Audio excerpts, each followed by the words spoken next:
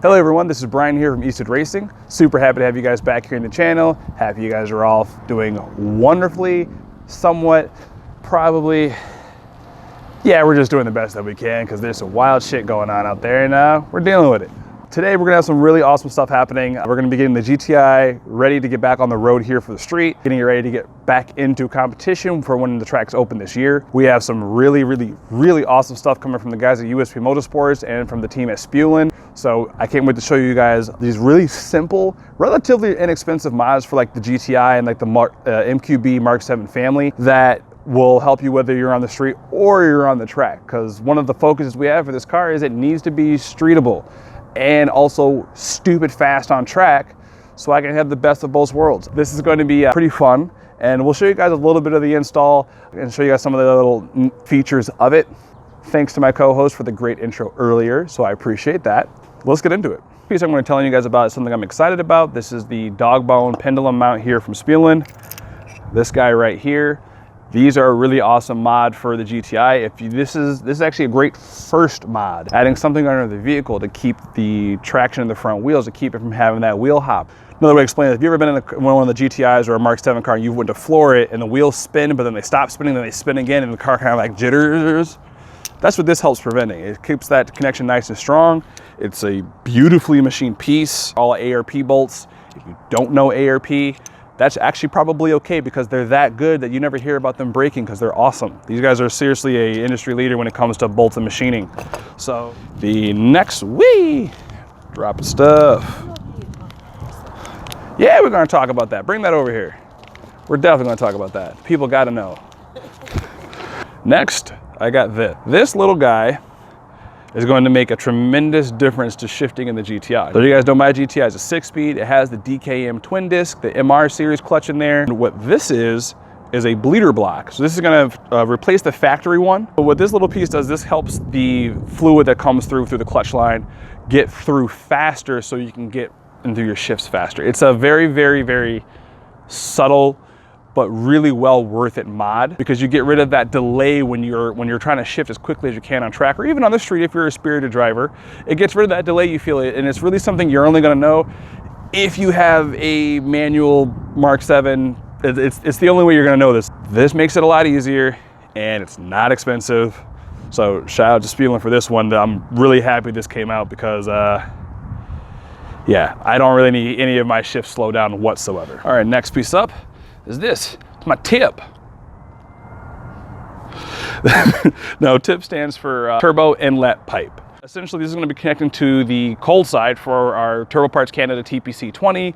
It's all rubberized in the middle there. It's going to connect to the catch can system that I'm going to show you guys in a second. But really, this is just going to help increase flow, increase the smoothness of all the air coming in through the intake, which is the what you guys have seen, which is the tear duct intake from USP. Small part, again, something really simple and easy to install. If you've never done anything, not a bad second or third mod. So next we got coming up is this beautiful piece right here.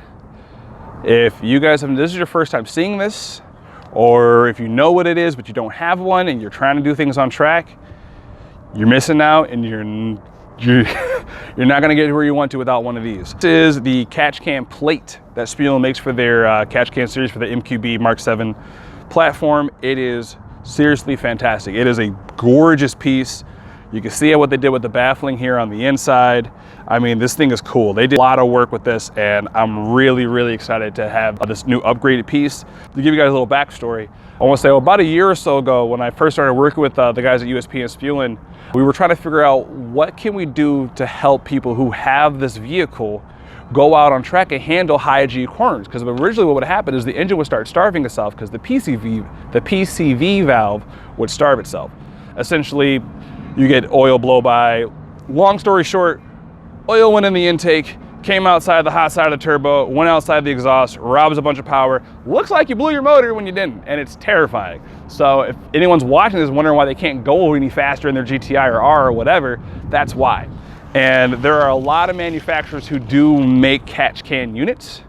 If they're not replacing this plate, if they're not messing with this valve, then it's just a placebo, in my opinion. because this is what you need to keep your engine running at that top capacity so you can keep moving. Everything else is just a displacement type thing. So this is pretty awesome. I'm really, really excited to get this unit back in here. We had the version 1 last year. This is V2. Thank you guys so much. I really can't wait to use this. This single-handedly makes the biggest difference in the vehicle as far as the drivability standpoint. Does it provide me power? No, but it lets me continue to put it down and stay on track. Can't wait to use this guy. Now, along with that plate, you have the most important piece, the gasket. This is a spare gasket. Now, why do I have a spare gasket? And why am I telling you about it? Because USP cares. And they know who I am. And they know I'm going to break things. So they sent me an extra gasket, so in case I lose one or something happens on install, I have a replacement. So thank you, John. I really appreciate it, my man. Thank you for the one that's already on here. So this is key. They know what I can do. Going on with the gasket and the plate, this is the other half to the spule and catch can system. This is the actual can, and then the hosing that attaches to the plate itself and then goes back to the turbo inlet pipe and all that. So it's all one ecosystem altogether. One of the cool things about this is the baffling that's, okay.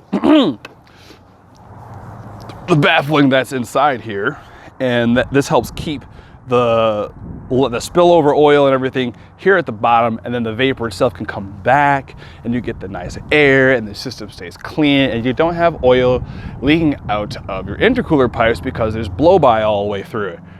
Ask me how I know. This is pretty awesome. Now, really cool thing about this particular kit, even though they changed the plate, the sphere itself and the cabling has lasted almost a year and a half, almost 2 years of abuse here. So that just shows you how much value you can get here for your money with this particular unit. Because if you're gonna buy a catch can system, buy the right one. Buy one that actually is going to make your car better and help you perform better versus then, I mean, if you wanna look cool, but why not do both? Why not look cool and have something that's actually functional? So shout out to the guys at USP for that. We're gonna go get these guys installed in here. We also got another little test pipe in there for some HKSB blow-off valve action that I'll show you guys a little bit later on. Let's get to it. All right, so we are installing everything you guys just saw. Let's walk through it real quick. So in this engine bay, now, for those of you who are not too familiar with the Mk7 or you're just kind of interested, that is the engine. That is where you put the coolant. This is the catch can sphere that you guys saw earlier. And that is an engine mount. So now you know 3 things inside of an engine that will help you not at all if you look at any other vehicle that is not a Mk7. We got some really fun action here. So this piece I'm really excited about. This is our BOV here, or blow off valve from HKS. This is actually a really awesome setup the guys at Spulin came up with, where this is coming off, you know, the whole turbo outlet pipe section going all the way down there to the intercooler, and they had this mounted here right in line, and it goes right into the tap that I have here. Now this is just some placebo wire till I actually get some proper vacuum wire. It should be 4 millimeters. You can see here we now have that really nice catch can plate you guys were looking at. That is now all in here in all of its glory. Our coils here, ignition coils here by the guys out there at Lager, also from USP. Shout out to the All Red team. But yeah, oh well, this probably shouldn't be there. Oh, let's just move that. And it's actually kind of funny because I just got a message on Instagram like, hey, how do you like this intake? I honestly love this intake. Why? Because I can do exactly what I'm doing. I can just take certain parts off of it and I can just work where I need to work.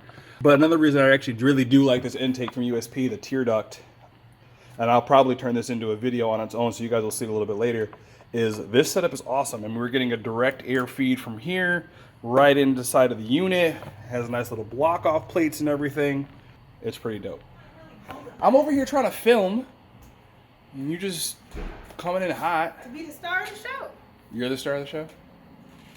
Okay, and we're done with that. Now, so what I was saying is we have the intake. The intake's awesome. I was telling people that this is called where you put coolant in, and this is an engine, and this is the spear catch can. So they are absolutely no help to anyone else that needs help on another car that's not one of these. No. So I figured I should give this some info. So we got our catch can in here, got the cables fully in and out, going right back here into the turbo inlet pipe. We got our blanket. And slow down over the blanket. You went over the blanket so fast. Nobody can see the blanket. We didn't talk about the blanket. All right, we'll talk about the blanket. You said here the blanket, but nobody can see it. This is a turbo blanket. It is a blanket for the turbo. Good job.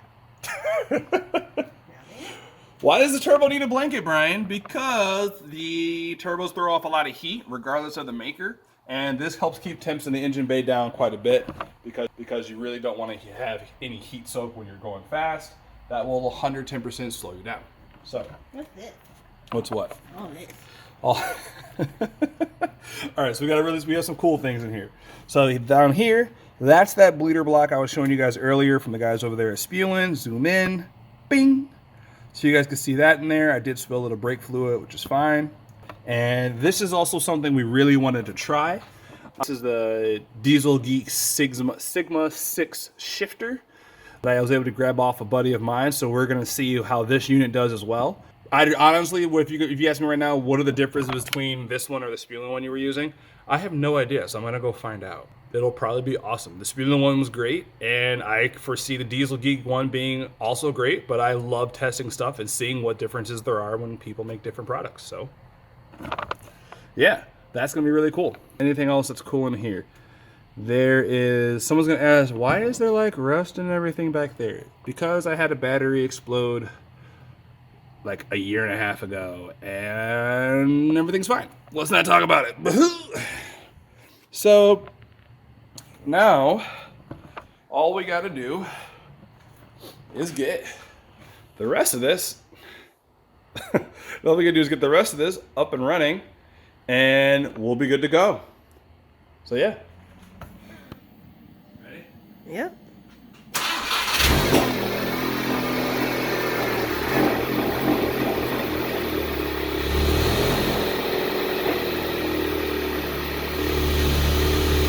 We live, boys!